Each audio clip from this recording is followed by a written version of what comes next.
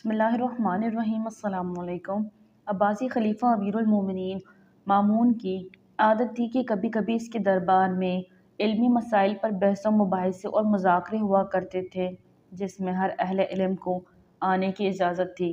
ایسے ہی ایک مذاکرے میں ایک یہودی بھی آ گیا، جو صورت شکل اور لباس وغیرہ کے اعتبار سے بھی ایک ممتاز آدمی معلوم ہوتا تھا۔ اس نے فصیح و بلیغ اور عاقلانہ گفتگو کی۔ مجلس ختم ہو گئی تو مامون نے اس کو بلا کر پوچھا کہ تم اسرائیلی ہو؟ اس نے اقرار کیا۔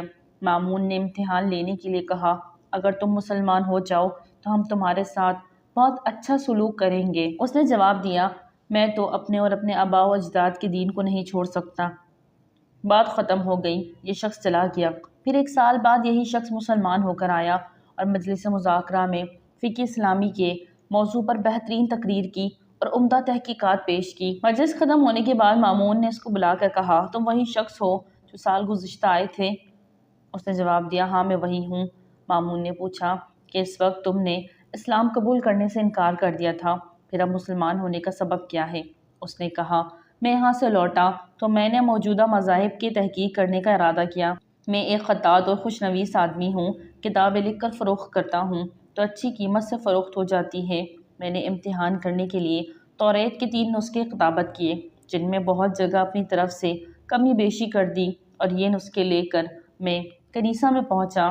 یہودیوں نے بڑی رغبت سے ان کو خرید لیا۔ پھر اس طرح انجیل کے 3 نسخے کمی بیشی کے ساتھ کتابت کر کے نصاری کے عبادت خانہ میں لے گیا۔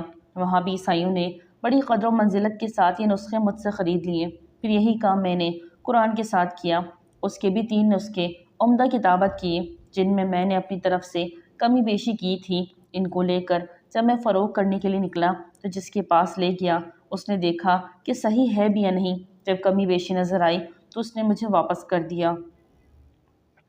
اس واقعے سے میں نے یہ سبق لیا کہ یہ کتاب محفوظ ہے اور اللہ تعالیٰ نے اس کی حفاظت کی ہوئی ہے، اس لیے میں مسلمان ہو گیا۔